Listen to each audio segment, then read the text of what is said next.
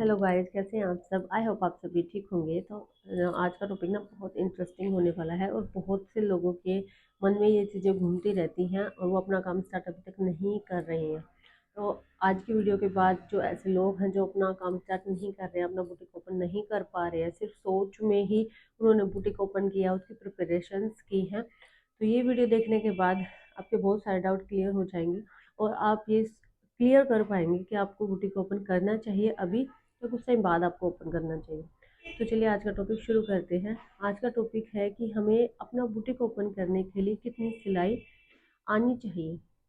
तो सबसे पहले तो मैं बता दूं कि बेसिक जो चीज़ें होती है ना सिलाई में, सूट सलवार ब्लाउज, ये आपको ज़रूर आने चाहिए। और दूसरा डिपेंड करता है कि आप किस एरिया में रह रहे हैं और वहाँ पर कैसे कपड़े ज़्यादा पहने जाते हैं।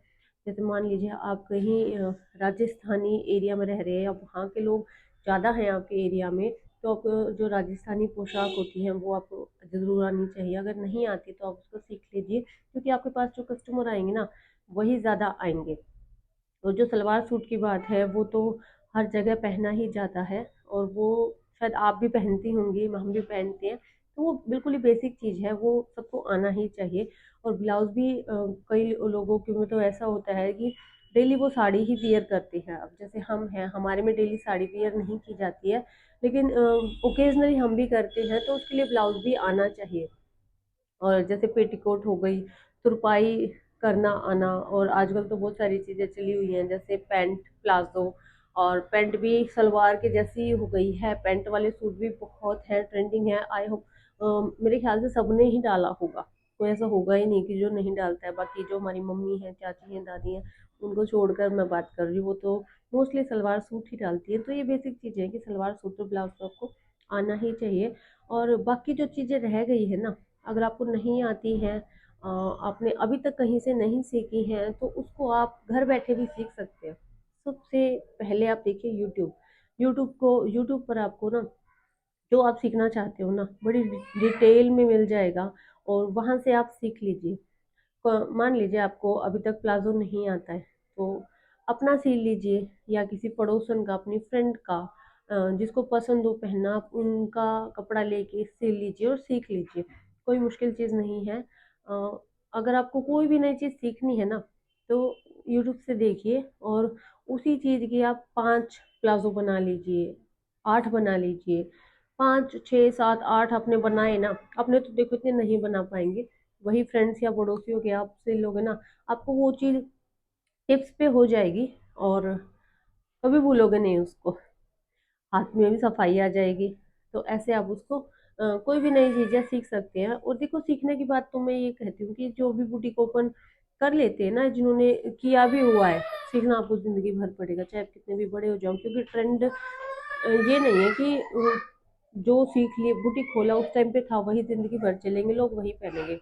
वो बदलता रहता है, नई नई चीज़ें आती रहती हैं। अभी जैसे ये फर्सी सलवार है, पहले थी ही नहीं और अब आ गई है, तो सब टेलर्स ने, बुटीक वालों ने इसे भी सीखा ही होगा ना। क्योंकि जब हमने सिलाई सीखी तो उस टाइम ये नहीं थी, तो हम सीखते कहाँ से। तो जो ट्रेंड में चीज़ें आती रहती हैं वो हमें सीखनी पड़ेंगी, हमेशा ही सीखनी पड़ेंगी वो हमें। तो यूट्यूब पे बहुत सारे चैनल ऐसे हैं जो सिखाते हैं, बहुत अच्छा सिखाते हैं।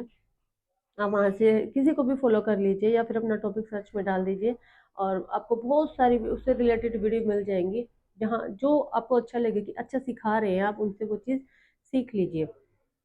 और अगर आपको बुटीक ओपन करने में अभी झिझक हो रही है कि मैं सीख चुकी हूँ लेकिन बहुत ज़्यादा मैंने प्रैक्टिस नहीं की है, या फिर कस्टमर आएंगे, मैं उनको जैसा वो ड्रेस बनवाना चाहती है मैं अच्छे से बना पाऊंगी नहीं बना पाऊंगी, उनको मेरी पसंद आएगी ड्रेस, या वो कमियां निकालेंगे। हेजिटेट हो रहे हो आप अगर इन सब चीज़ों में, तो आपको एक और चीज़ मैं बताती हूँ।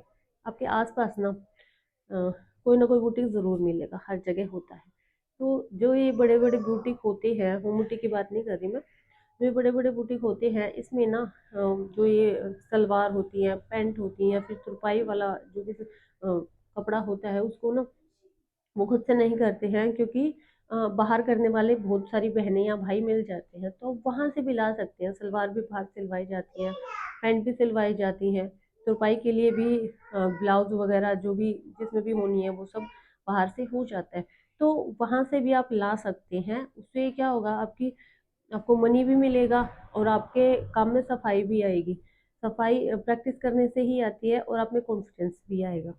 वहाँ से आपका हाथ साफ हो जाएगा बिल्कुल। और अगर आपने सोचा है होम बुटीक खोलने के लिए और आपको चीज़ें आती भी हैं, लेकिन आप कहीं बाहर नहीं जा सकती हैं, ऐसे घर पे ही सिलना चाहती हैं, स्टार्टिंग में हो सकता है काम थोड़ा कम आए, तो अगर आपको चीज़ें आती हैं तो होम बुटीक खोलने में तो मेरे ख्याल से कोई देरी नहीं करनी चाहिए, क्योंकि अ, थोड़ी देरी से सही आपके पास काम आएंगे और जो कस्टमर आएंगे उनको भी आप अच्छा काम करके देंगे ना, वो दोबारा भी आएंगे, अपने फ्रेंड्स को भी वो बताएंगे।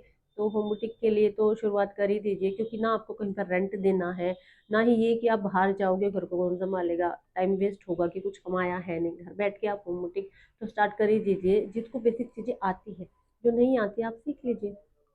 और दूसरा, मान लीजिए आपको बहुत कुछ ऐसी चीज़ें जो आपको नहीं आती है और कस्टमर हमारा वो दे गया है कि ये मुझे बनवाना है, सपोज आपको वो नहीं आती है, तो आप उसको ना मना मत कीजिएगा, उसको ले लो और उसको 1 हफ्ता का लगभग टाइम दे दीजिए कि मैं आपका बना दूंगी, और उस बीच में आप उसको सीख लीजिए, यूट्यूब से सीख लीजिए और आराम से उसको बना पाएंगे। क्योंकि हमें ना किसी भी कस्टमर को वापस नहीं भेजना है, इससे उन्हें लगेगा कि इसको तो लिमिटेड चीज़ें ही आती हैं, ज़्यादा चीज़ें वो सोचेगा कि इसको बहुत सारी चीज़ें आती ही नहीं है, तो फिर इसके पास ज़्यादा कस्टमर भी नहीं आते होंगे, पता नहीं कैसा बनाएंगे।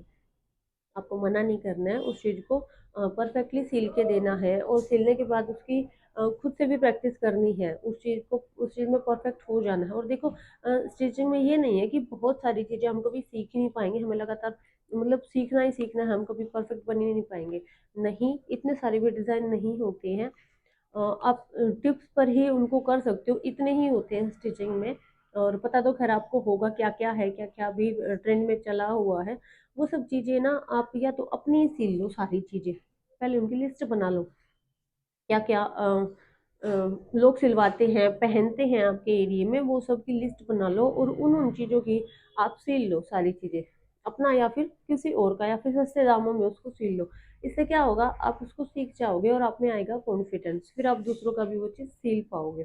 तो धीरे धीरे करके ही कॉन्फिडेंस बिल्डअप होता है, और देखो शुरुआत कहीं ना कहीं से तो करनी पड़ती ही है ना। तो मोटिवेशनल वीडियोस आप देख सकते हो, क्योंकि मैं भी देखती थी, बड़ा हेल्प करती हैं कि पता है क्या होता है, हम खुद में ना अपने दिमाग में खिचड़ी पका लेते हैं, बिना दूसरे से बात किए खुद में ही अपना कॉन्फिडेंस लो कर लेते हैं, वो भी ओवर थिंकिंग के साथ। तो ओवर थिंकिंग बिल्कुल नहीं करनी है, जो आपको आता है ना उसको क्लियर हो जाओ कि हाँ मुझे आता है, मैं कर दूंगी, और जो नहीं आता उसको हम सीख लेंगे, बस। जब आप में कोई ये कॉन्फिडेंस आ गया ना कि हाँ मैं कर लूंगी, तो आप बुटीक ओपन कर लो, उसमें फिर हेजिटेट होने की जरूरत ही नहीं है कि आप कर ही लोगे। लेकिन देखो, सफाई तो सबको चाहिए होगी, कि बिल्कुल परफेक्ट हमें बना के देना होगा, तभी वो कस्टमर दोबारा आएगा। तो इस चीज की तो प्रैक्टिस जरूर कर ही लेना। जहाँ भी आपको डाउट लग रहा है कि मुझे अच्छे से नहीं आता है, तो उसकी प्रैक्टिस कर लो बस। कुछ कपड़े उससे वैसे बनाओ कि आपको जो बेसिक चीज़ है ना, उन्हीं की तरह आप उनको बना पाओ, और ये होगा सिर्फ प्रैक्टिस से। तो ज़्यादा प्रॉब्लम इसमें नहीं आएगी और कॉन्फिडेंस आपका बिल्डअप हो जाएगा और आप आसानी से बुटीक ओपन कर पाओ।